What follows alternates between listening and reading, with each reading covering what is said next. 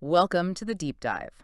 Today, we're unpacking a field that sounds incredibly formal, maybe a bit dry even, operations consulting. Mhm.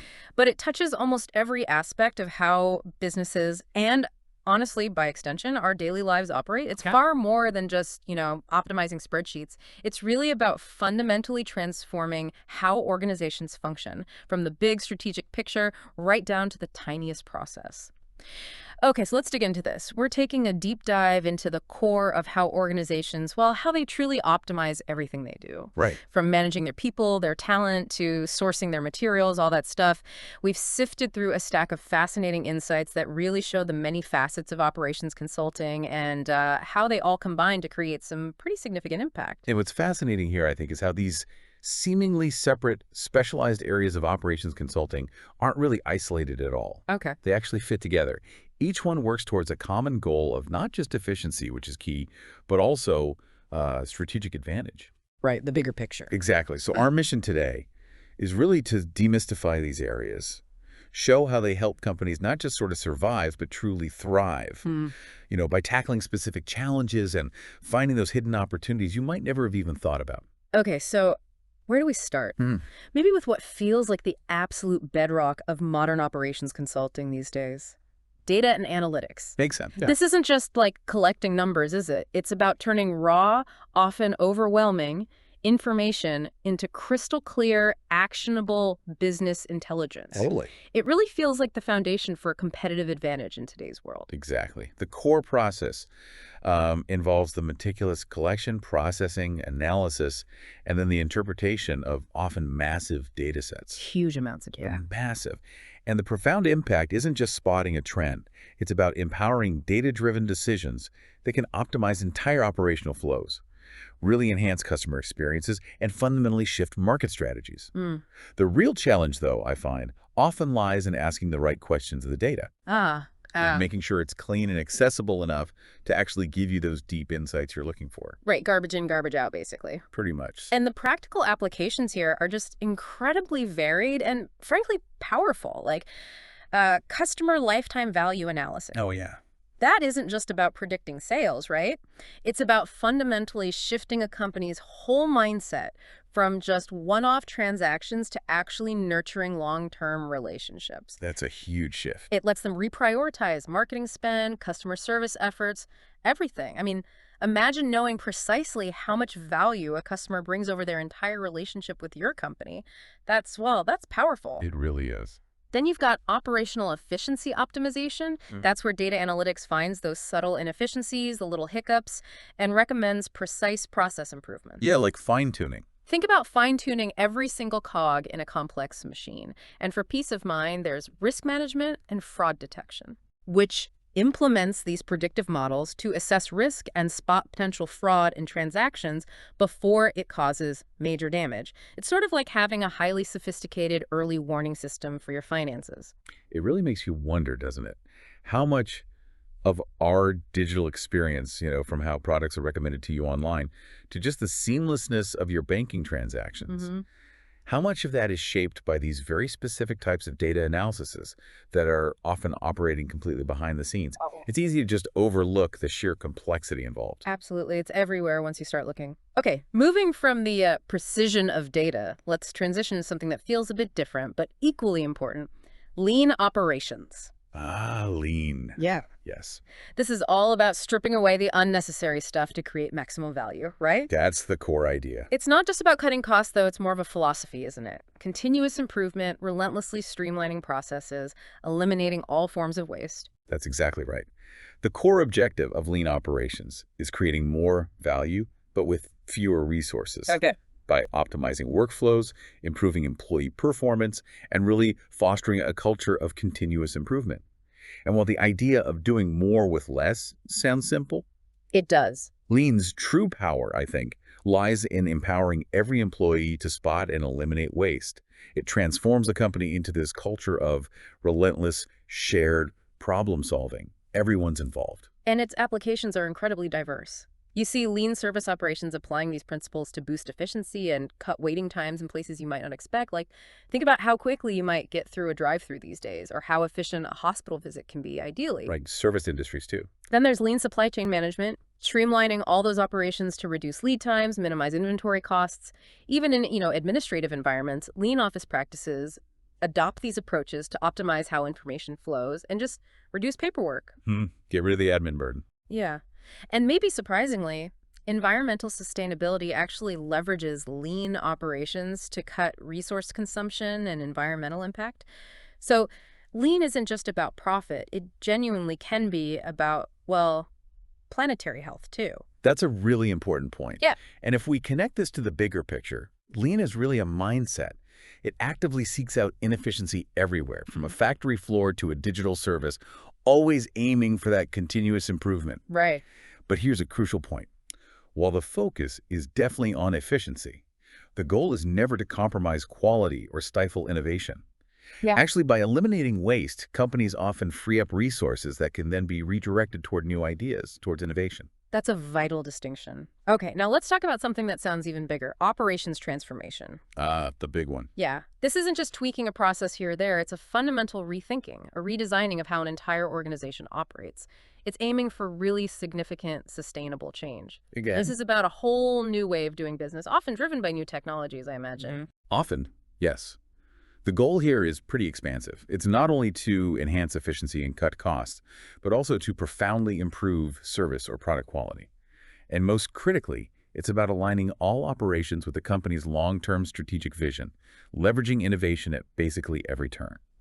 It's a very holistic approach, often involving quite radical shifts. So what does this actually look like in practice? A prime example might be supply chain optimization. Definitely. Redesigning entire supply chains for vastly improved efficiency, lower costs, better delivery. And this often involves integrating new tech, right? Like IoT, the Internet of Things, Connecting everything. and blockchain, that secure digital ledger thing, for way more transparency and responsiveness. I mean, imagine knowing exactly where every single component of your product is in real time across the globe. That visibility is transformative. Then there's digital process automation. This leverages things like artificial intelligence, machine learning to automate manual repetitive tasks. Yeah, RPA and beyond. And the goal here isn't really to replace humans, right? It's more about freeing up human talent for the more strategic, creative, hopefully more fulfilling work. That's the ideal, yes. We also see customer experience transformation, completely revamping how businesses interact with us, with customers, integrating digital channels, CRM systems. Customer relationship management, yeah. Right, those systems for managing interactions and personalized marketing to boost satisfaction and loyalty. And finally, workforce optimization. Always important. Improving employee allocation, scheduling, using advanced analytics to balance workload, reduce overtime, prevent burnout. This isn't just about saving money, it's genuinely about cultivating happier, more productive employees too. Absolutely. And, think about a major company that has truly reinvented itself recently. Maybe going from mainly brick and mortar stores to a digital first model, or maybe one that overcame a huge disruption. Right. Chances are an operations transformation was right at the heart of it, a massive undertaking that fundamentally changed how they operated from the ground up. Right, a complete overhaul. Shifting gears now to a truly vital process that, well, it impacts every single business, doesn't it?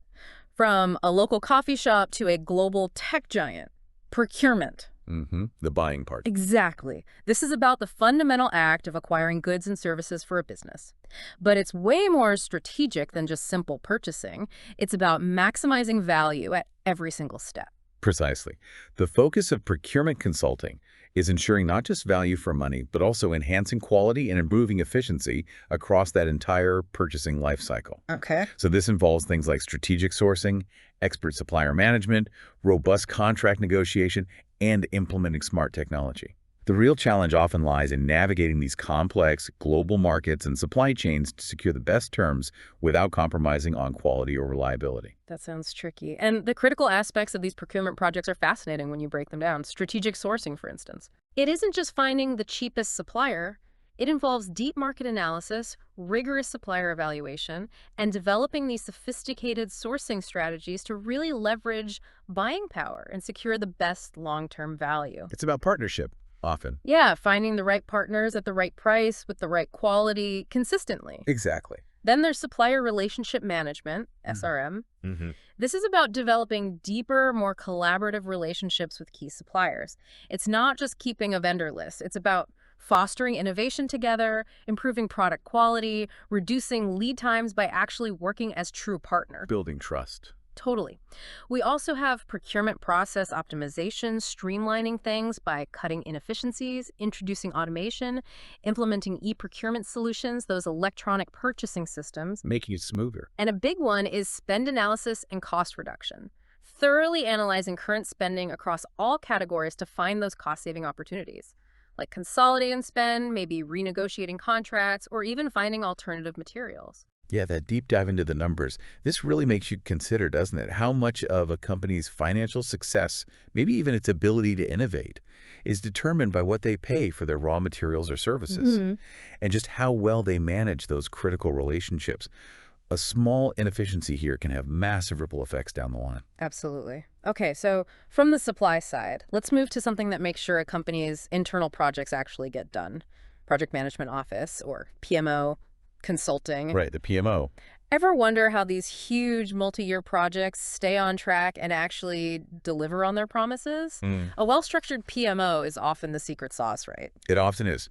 A PMO consulting engagement focuses on either establishing or enhancing an organization's project management office to improve overall project delivery, governance, and crucially, alignment with strategic objectives. Okay. This is done by setting clear standards, methodologies you hear about, agile, waterfall, etc., and the tools to ensure projects are completed on time, within budget, and with the desired outcomes. The real value comes from moving beyond just ad hoc project execution to a repeatable, predictable system for delivering initiatives. Getting organized. And the types of projects here are pretty crucial. There's PMO strategy development, crafting a strategic vision for the PMO itself, including maybe integrating agile methods or broader digital transformation initiatives. Setting the direction. Then there's project portfolio management, PPM. This implements processes and tools to prioritize projects, allocate resources efficiently, and make sure all projects contribute to those strategic objectives. Yeah, making sure everything lines up. It's about making sure all the company's individual projects are pointing in the same strategic direction, kind of like a well-coordinated orchestra. That's a good analogy. Sometimes, though, despite the best intentions, projects go off track. That's where project recovery services come in. Firefighting sometimes. Providing specialized support to identify, analyze, and fix projects that are in trouble. Literally bringing a derailed project back onto the rails. Pulling it back from the brink. You also see PMO maturity advancement working with existing PMOs to enhance their capabilities in governance, risk management, value delivery, using best practices and benchmarking against industry leaders. Leveling up the PMO. And finally, PMO technology implementation, advising on and implementing the right project management software and collaboration tools to support all this. What's fascinating here is how a strong PMO isn't just about checklists and Gantt charts, It's really like the air traffic controller for a company's entire set of ambitions. It makes sure every initiative launches and lands successfully, even when there's potential turbulence. It brings structure to potential chaos. I like that air traffic control for ambition. Okay, and that brings us, I think, to the broad, overarching topic that kind of encompasses so much of what we've discussed, supply chain consulting. Yeah, the big one. It touches everything. This is about optimizing the entire end-to-end process of moving goods. From raw materials through manufacturing, storage, distribution, all the way to the final customer. I mean, this is the journey of literally everything around you, right? From its raw beginnings to your hands. Absolutely. And the aim of supply chain consulting is to enhance efficiency, reduce costs, and crucially, improve responsiveness and flexibility across that whole network. Flexibility seems key now. It really is. This is achieved through strategic planning, process improvement, smart technology implementation, and collaborative strategies with both suppliers and customers. When I think about supply chain optimization, I often think back to the pandemic. Oh, yeah. When suddenly everyone realized just how fragile and complex these global networks really are. Definitely a wake-up call. That's where this kind of transformation becomes absolutely critical. Not just nice to have, but essential. Exactly. The disruptions of the past few years really hammered home the need for resilience and adaptability. Moving beyond just cost efficiency to building supply chains that can actually withstand unexpected shocks. Right. Bend but don't break. Within this massive area, the projects cover a lot of ground. There's risk management and resilience building, developing strategies to identify, assess, mitigate supply chain risks like, Mhm. supplier vulnerabilities, geopolitical factors, natural disasters. Preparing for the unexpected. It's about building a supply chain that can bend, but hopefully not break. Mhm. Then there's digital supply chain transformation, leveraging technologies like IoT, blockchain, AI, artificial intelligence for enhanced visibility, efficiency, real-time decision-making across the whole The network. visibility is key there. This is truly where the supply chain gets smart, enabling levels of control and foresight that were, well, impossible before. And with globalization, global supply chain strategy is absolutely key. Navigating the world. Creating strategies for managing and optimizing international supply chains, including compliance with complex global trade regulations, cross-border logistics, even currency risk management. Lots to juggle. We also see lean supply chain implementation again, revisiting how applying those lean principles streamlines processes, eliminates waste, and improves value within the supply chain itself. Applying lean specifically there, yeah. And a really forward-thinking area now is circular supply chain development. The circular economy. Designing supply chains that incorporate circular economy principles, focusing on reuse, recycling, remanufacturing to minimize waste and promote sustainability. It's a shift beyond just dispose. It's asking, how can we keep materials in play and add value repeatedly? Closing the loop. That raises an important question, doesn't it? When you think about where your clothes, your food, your electronics come from, how many of these complex interconnected layers do you now realize are at play? Often, thanks to the insights operations consultants bring to the table. It's mind-boggling when you stop to think about it. So what does this all mean? We've just navigated through this, well, vast landscape of specialized operations consulting. Quite a journey. Yeah, from the data-driven decisions shaping your online experience to the intricate dance of global supply chains. It's a field that, while often behind the scenes, profoundly impacts the efficiency and success of businesses everywhere. And if we connect this back to the bigger picture, it's clear that optimizing operations isn't like a single task you just check off. No. It's a continuous, multifaceted effort. It's an ongoing journey that drives innovation, reduces waste, ensures resilience, and ultimately delivers more value to you, the customer. It's really about building a better, smoother, maybe more sustainable way for the world to work. Well said. Each of these areas, whether it's, understanding customer lifetime value or building a resilient supply chain, plays such a critical role in how efficiently and effectively businesses deliver their products and services. It really is all about creating a better, smoother experience for everyone involved, from the employees doing the work to us, the end users. So maybe next time you interact with a company, perhaps making an online purchase, receiving a package, even using a service, take just a moment to consider which of these layers of operations consulting might have played a role in making that interaction possible, maybe even seamless. What aspect now seems most surprisingly complex to you, perhaps? And how might that change your perspective on all those invisible forces shaping our commerce?